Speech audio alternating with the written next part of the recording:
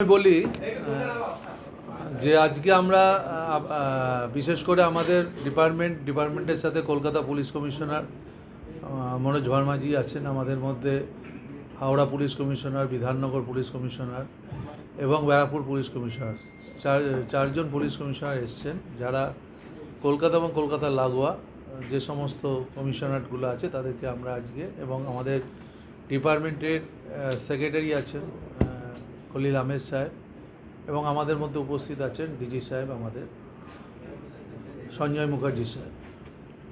তা আমরা মূলত আপনারা দেখেছেন যে কলকাতা শহরে দুটো বস্তি ফায়ার দুদিন অন্তর পর হয়েছে, এবং তার আগেও কিছু কিছু ফায়ার হয়েছে, এবং ফায়ারগুলো যখন হয়েছে তার সাথে সাথে আমরা দ্রুততার সাথে সেগুলো নিভিয়েছি। যদিও এই ফায়ারগুলোতে কোনো বড় ক্যাজুয়ালিটি নেই, কোনো রকম ইনজুরি নেই কিছু, কিন্তু তা সত্ত্বেও আমরা এটা মনে করেছি যে এই সার্ভিসটা যাতে আমাদের আরও ভালো করে যাতে কিছু কীভাবে করা যায়, তার জন্য আজকে আমরা একটু পুলিশের সাথে ডিপার্টমেন্টের আমাদের ডাইরেক্টরও এখানে আছেন, স্পেশাল সেক্রেটারি আছেন, এবং সমস্ত ডিওফোদের নিয়ে আমরা একটা সমন্বয় মিটিং করলাম। সমন্বয় মিটিং থেকে যে জিনিসটা আমরা মোটামুটি বুঝেছি যে দেখুন, বহু ঘটনা হয় যেগুলো শহরে কিছু কিছু জায়গায় এমনভাবে লোকে বাড়ি বানায়, মানে বস্তি বানায়, যেখানে ঢোকবার যে অ্যাপ্রোচিং রোডটাও আমাদের ঠিকমতো থাকে না, কিংবা কেউ হয়তো ব্যবসা করছে, আমাদের কোনো আপত্তি নেই, কিন্তু আমি দেখেছি যখন বাগড়ি মার্কেট কিংবা বাগড়ি মার্কেটের উল্টো দিকে যে মার্কেট আছে সেখানে আগুন লেগেছে, আমরা ঢুকতে গিয়ে সেখানে ঢুকতে পারছি না, সেখানে এমনভাবে ডালা নিয়ে লোক বসে গেছে। আমাদের বক্তব্য হচ্ছে ব্যবসায় কোনো আপত্তি নেই, কিন্তু গাড়িটা যদি না যায়, যদি আমরা জল না দিতে পারি, তাহলে লোক তো অনেক ক্ষতি হতে পারে। সেই জন্য আমরা আজকে কতগুলো ডিসিশান আমরা আজকে নিয়েছি, আরও বেশি করে যাতে ভালো করে মনিটরিং করা যায়, ভালো করে সবার সাথে লিয়াজও মেনটেন করে পুলিশ এবং দমকল একসাথে মিলে যৌথভাবে আমরা যাতে এই কাজগুলো করতে পারি। এমনকি বস্তিতেও যারা বসবাস করে, সেখানকারও যারা ছেলেরা থাকে, তারাও অনেক সময় আমরা দেখেছি যে একটা জায়গায় যখন কোনো আগুন লেগেছে, সেই বস্তির লোকেরা বালতি মগ সব নিয়ে তারা নেমে পড়ে, প্রাথমিকভাবে সবাই চেষ্টা করে।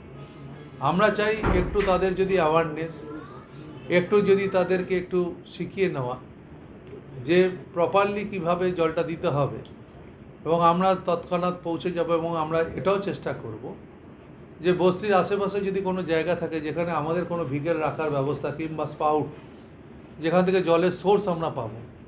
যেমন সেদিনকে আমি বলি, আমাদের তপসিয়ায় যে আগুনটা হয়েছিল, আমি নিজে গিয়ে সেখানে দেখেছি যে খালের দুধারে যেভাবে বস্তি আছে সেখানে লোক কিছু প্রবেশ করতে পারছে না। তা লোক যদি প্রবেশ না করতে পারে, আগুন এভাবে কী করে? আমাদের লাস্টে পাম্পের সাহায্য নিতে হয়েছে। আমরা পাইপ দিয়ে নিয়েছি, লাস্টে পাম্প বসিয়ে জল নিয়ে আমরা জল দিয়ে ওখানে নেমানোর কাজ করেছি। তা আমরা মনে করি এই সমস্ত জায়গাগুলো, বিশেষ করে পুলিশ, আমরা প্রায়শই মিটিং আমরা করব। আমরা ঠিক করেছি মান্থলি ডিভিশনাল লেভেলে আমরা ডিসি থাকবেন, আমাদের যারা ডিওফোরা আছেন তারা মান্থলি মিটিং করবে, এবং আমরা একটা হোয়াটসঅ্যাপ গ্রুপ তৈরি করব, আর একটা আমাদের এসওপি তৈরি করব, এবং ম্যাপিং একটা করব। ম্যাপিংটা হলে কি সুবিধা আমাদের হবে, আমাদের যে বস্তিগুলো কোথায় কি আছে ম্যাপিং, এবং তার সাথে সাথে অডিট। আমরা অডিট এই শব্দটা বলছি না, আমরা অ্যাওয়ারনেস বলছি। আমরা অ্যাওয়ারনেসের জন্য এবং তার পরবর্তী সময় ব্যবস্থা নেওয়ার জন্য আমরা বস্তিগুলো একটু সার্ভে আমাদের লোকেরা এবং পুলিশ মিলে করবে, যে কোথাও কিছু আগুন যদি এই ধরনের ঘটনা না ঘটে, তার জন্য একটা অ্যাওয়ারনেসের জন্যে আমরা বিভিন্ন জায়গায় এইগুলোকে দেখতে যাব কিছুদিনের মধ্যে। সামনে গঙ্গাসাগর আছে, আমাদের একটা টিম, সবাই তো গঙ্গাসাগর যাবে না, কিন্তু কিছু টিম আমাদের খুব দ্রুততার সাথে আমরা 1 তারিখ থেকে সম্ভবত আমরা নেওয়াবো, এবং সেই নেবে, তারা দেখবে, তার সঙ্গে পুলিশও থাকবে। আর যেটা আমরা ওয়াটার সোর্সে করে পুলিশ ফায়ারের কোঅর্ডিনেশনের কথা বলেছি, এইগুলো আমরা করব। কিছু শর্ট টার্ম, কিছু লং টার্ম স্যার। আমাদের কিছু স্কিমের মধ্যে কিছু শর্ট টার্ম আছে, কিছু লং টার্ম আছে। কিছু কিছু শর্ট টার্মে যেগুলো আছে সেগুলো ইমিডিয়েট যেগুলো করতে পারি সেগুলো করব, লং টার্মের জন্য আমরা ব্যবস্থা নেব। আমাদের দেখুন অনেক সময় আমি বলি, আপনাদের যেহেতু এতগুলো চ্যানেল আপনারা এসছেন, আমি বলবো আপনারাও একটু যারা টিভিতে দেখান, এই যে আপনারা অনেক সময় বলে গাড়িতে দেরিতে যাচ্ছে, গাড়িতে কিন্তু দেরিতে যায় না। আমাদের লোকেরা কিন্তু খবর পাওয়ার সাথে সাথেই কিন্তু চেষ্টা করে তারা পৌঁছাবার, তারা কিন্তু জীবন বাজি রেখে তারা আগুন নেভায়। এবং আপনারা জানেন আমাদের লোকেরা ফেয়ারলি প্লেসের ওখানে ওই রেলে যখন আগুন হয়েছিল, 6টা লোক তাড়াতাড়ি করবার জন্য 6টা লোক ওই লিফটে উঠে পড়েছিল বলে 6টা লোক আমার মারা গেছিল। আমফানের সময় আপনারা জানেন ওই গাছ কাটতে গিয়ে ইলেকট্রিক শকে একটা ছেলে মারা গেছিলো বালিতে।